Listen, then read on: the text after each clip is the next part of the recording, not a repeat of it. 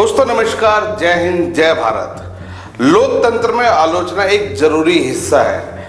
आलोचना सरकारों की होनी भी चाहिए, लेकिन आलोचना और अपमान की बीच की जो रेखा होती है वो बहुत पतली होती है।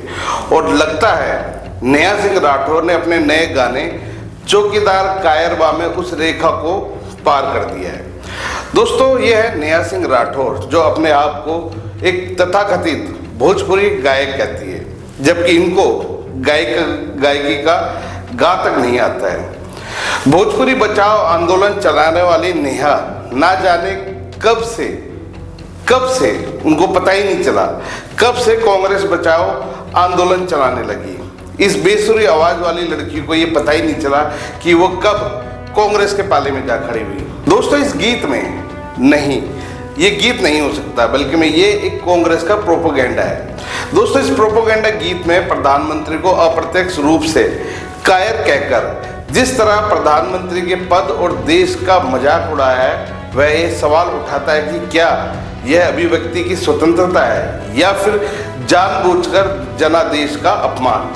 दोस्तों, जहां करोड़ों लोगों ने प्रधानमंत्री नरेंद्र मोदी को चुना है, अगर आप उनकी बेइज्जती करते हैं, उनका अपमान करते हैं, तो इसका मतलब आप 140 करोड़ देशवासियों का अपमान कर रहे हैं। दोस्तों, एक ऐसे व्यक्ति का अपमान जो इनके पिता समान है, वो भी सिर्फ और सिर्फ इसलिए ताकि कांग्रेस पार्टी से इनको चुनाव लड़ने के लिए टिकट मिल सके। दोस्तों, भारत का संविधान हर नागरिक को बोलने की आजादी देता है, लेकिन उसी संविधान में यह भी लिखा गया कि यह स्वतंत्रता रिस्पॉन्सिबिलिटी रिस्ट्रिक्शंस के अधीन है, जिसमें राष्ट्रीय सुरक्षा, सार्वजनिक व्यवस्था और गरिमा शामिल है। जिसके चलते नेहा सिंह राठौर के ऊपर पहले ही एफआईआर हो चुकी है।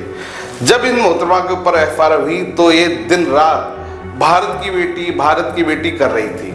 क्या भारत की बेटी सच में अपने देश का अपमान कर दुश्मन मुल्क का प्रोपेगेंडा चला सकती है? और जब कानून खड़ा हो जाए तो उसके बाद ये रोने लगते हैं। दोस्तों, एफआईआर होने के बाद यही नेहा सिंह राठौर खूब रो रही थी कि मेरे पास पैसा नहीं है, मेरे पास वकील नहीं है।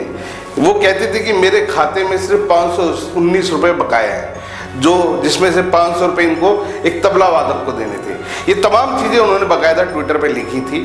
ठीक है नेहा, परंतु एक बात का जवाब दो कि क्या देश के करोड़ों रुपए का घोटाला करने वाली कांग्रेस को लेकर तुमने कभी भी कोई भी गाना बनाया? नहीं।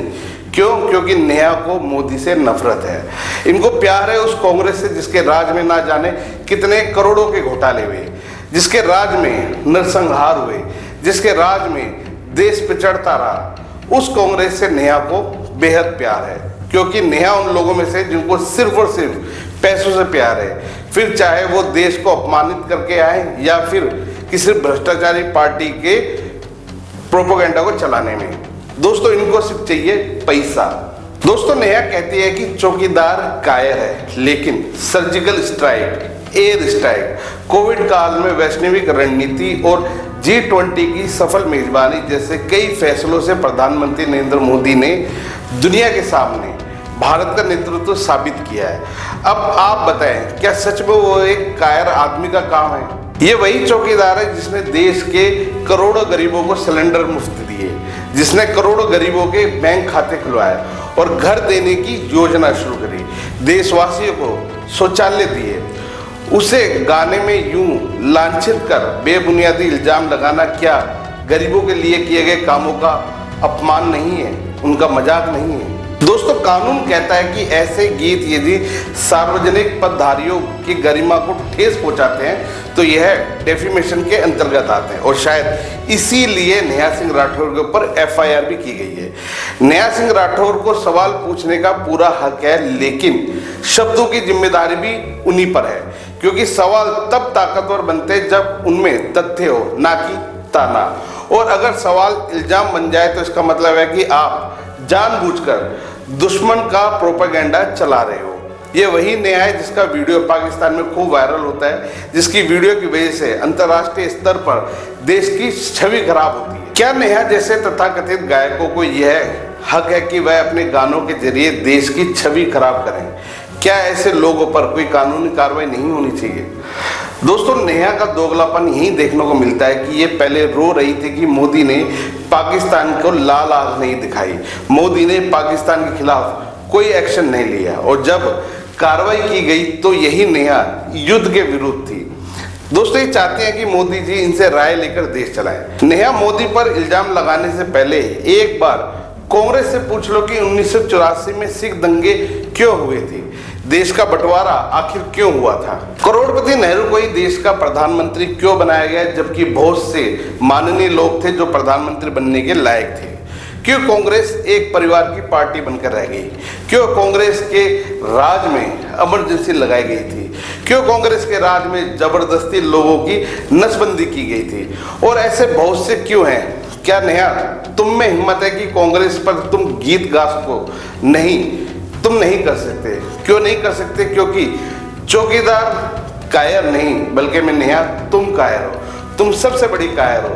तुम अपने सवालों के माध्यम से सरकार से सवाल नहीं पूछ रहे हो, तुम अपने सवालों के माध्यम से हमारे दुश्मन मुल्क का और कांग्रेस पार्टी का प्रोपोगेंडा चला रही हो।